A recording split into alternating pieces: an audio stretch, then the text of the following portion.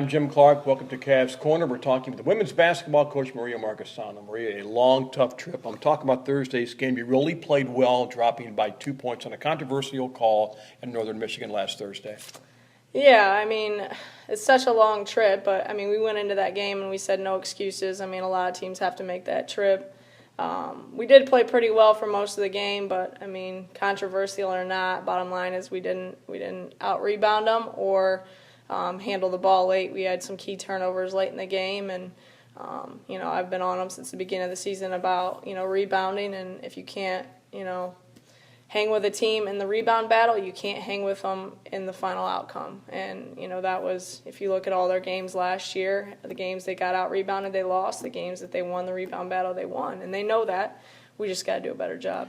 The tough thing about the turnovers, you took care of the ball so well for about 36, 37 minutes, and we're tied late, trying to get the lead, put the pressure back on them, that costly turnover late. We took care of the thing so well for almost the entire game. We did. We took care of the ball for, most of the game. That was one of our, points of emphasis is to limit our turnovers that game, and we did. And then we had two, tough turnovers late in that game, and we also had two tough foul calls that seemed to be non-existent late in that game. But, again, we can't make excuses. We got to do, a better job of taking care of the little things. Jalen Graham, 19, looked like she was on a night to score at will. Bloody nose the first. She comes back from that. Then it's really tough having her off the floor in the final 4 minutes of a close game, which she was. Yeah, she had a heck of a game, and, after the bloody nose and then the turned ankle, she said, "Coach, it's not my night." I said, "It really was your night. You had 19 at that point." She just, took an elbow and then rolled her foot off somebody else's foot. It was a rough night physically for her, but, she's huge for us, and it's as long as she's off the floor, it's a spark that we don't have on the floor, and hopefully she can heal up and get back soon. Tara Galoob, maybe her best game as a Cavalier. Scores 19. They couldn't handle her down low. She either scored, get to the line, made her free throws, rebounded the ball. She played well. She's a clutch free throw shooter, maybe our best free throw shooter, especially when it comes to pressure. And, she played great, and, we really wanted to get her the ball late in that game. And, like I said, we turned that ball over twice trying to get it to her. But, she played huge, that game and really kept us in it the second half. I think Kelsey Funderburg, she takes shots, she's confident, and when you need a big shot, she can hit it. Yeah, I mean, like I said, she's never met a shot she doesn't like. But, she was huge over the weekend. She played well, and she's improving each game on knowing when to take those shots and not take those shots. Obviously, Thursday she kept us in the game the first half, and then Saturday she was, on fire the whole entire game.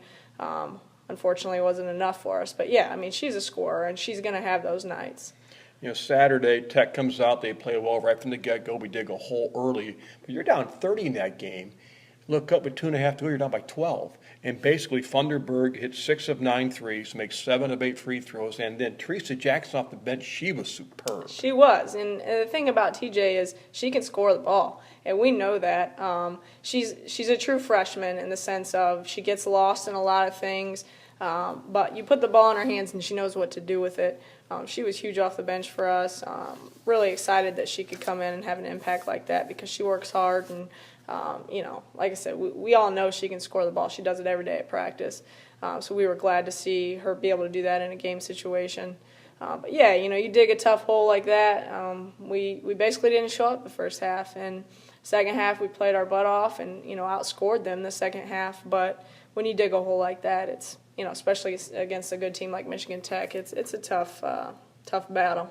And Jalen, she was pretty much a non-factor, just wasn't quite there yet.